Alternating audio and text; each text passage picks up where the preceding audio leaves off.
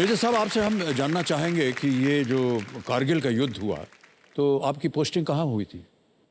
जी, कारगिल युद्ध जो जाना जाता है वो एक लिंगो है, अदरवाइज इसका नाम है ऑपरेशन विजय। ये वॉर नहीं थी क्योंकि इंटरनेशनल बॉर्डर ब्रीच नहीं हुआ था। ये लाइन ऑफ कंट्रोल के ऊपर घुसपैठ हुई थी जिसको हमने रोका था बाद में। जी। तो कारगिल एक छोटा सा टाउन है, इसके नाम से ये मशहूर हो गई वॉर। अदरवाइज ऑपरेशन विजय में मेरी पोस्टिंग थी अखनूर सेक्टर में। अखनूर सेक्टर में भी लाइन ऑफ कंट्रोल रन करती है। लाइन ऑफ कंट्रोल के ऊपर एक छोटा सा गांव है पलनवाला, जिसको आम भाषा में डोगरी में पलांवाला बोलते हैं। पलांवाला के पोस्ट पे वहाँ पर मनवर तवी एक रिवर बहती है। मनवर तवी के बीचों बीच मेरी पोस्ट थी जिसका नाम PP6 था।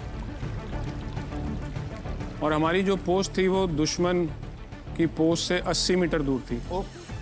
So close. और खुला मैदान सामने। जब हम लड़ाई नहीं लड़ रहे थे तब वो भी एक सैनिक है और हम भी एक सैनिक हैं। मैं यहाँ एक बात कहना चाहूँगा दोस्तों, लड़ाई से किसी चीज़ में विजय नहीं प्राप्त की जा सकती। वाह वाह सर, क्या है? लड़ाई से हमेशा नुकसान होता है। कुछ लोग बेटे खो देते हैं, भाई खो देते हैं, पति खो देते हैं, और कुछ मेरे जैसे अंग खो देते हैं।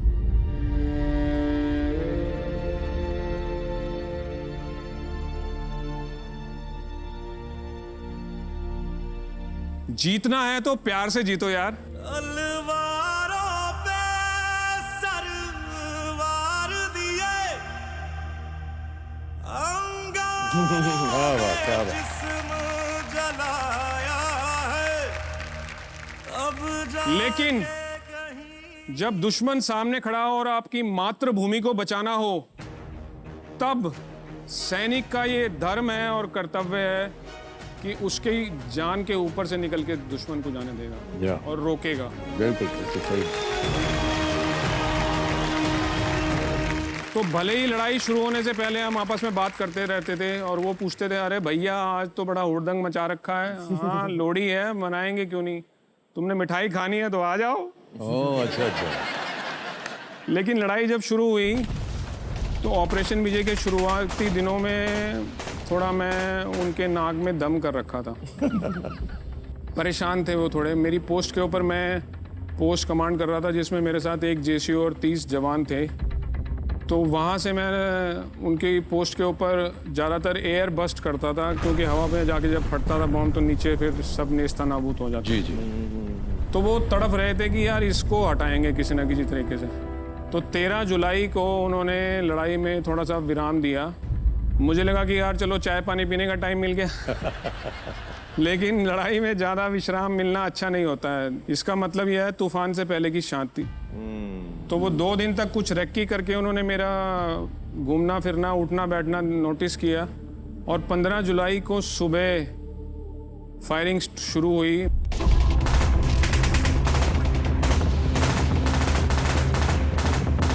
मोर्टार एक वेपन होता है, उसका बॉम्ब पैराबोलिक ट्रेजेक्ट्री लेके मेरी तरफ आया, पोस्ट पे गिरा।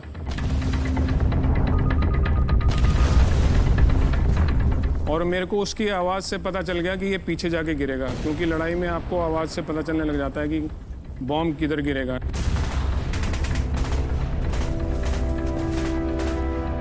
लेकिन जो आपके पास गिरता है आके, वो चुपचाप आके पूछता है फट जाऊं? तो मैंने बोला यार फट जा। बस मेरे को इतना रिएक्शन टाइम मिला था कि मैं लेट पाया। 1.5 मीटर दूर गिरा था वो बॉम्ब।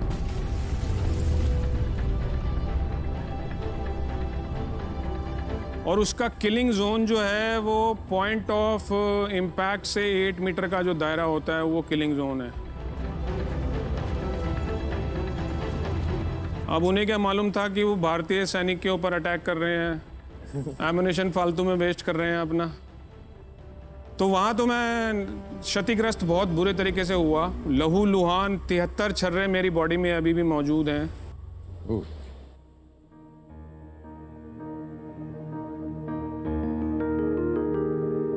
जो ड्यूटीफुली मुझे किसी ना किसी दिन तंग करते रहते हैं, उनकी पेन और मेरी हंसी में द्वंद्व चलता रहता है और आज तक तो मेरी हंसी ही जीतती आ रही है। मेरी ज़मीं अफसोस नहीं जो तेरे लिए क्या बात है, क्या बात है। दर्द से महफूज रहे तेरी आन सदा चाहे जान मेरी ये रहे ना रहे।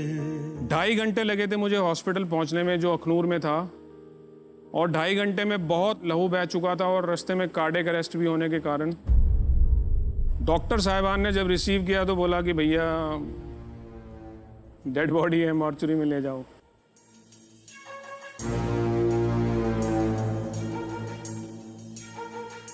लेकिन मैंने बोला ना आपको, पड़ोसियों का बम था वो, अब उसको तो नष्ट करना ही था।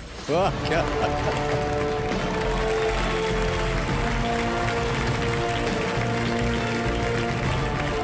उसके बाद जो हुआ वो आप जरूर ध्यान से सुनिएगा। सब देशवासियों से हाथ जोड़ के मैं बताता हूं ये बात।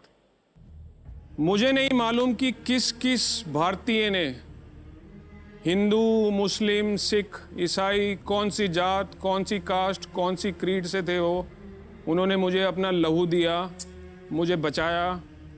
आज ये मैं बड़े गर्व से हमेशा बोलता हूँ, आज फिर से बोल रहा हूँ कि मेरा जो खून है वो सच्चा भारतीय मेरी रगों में है। वाह वाह वाह।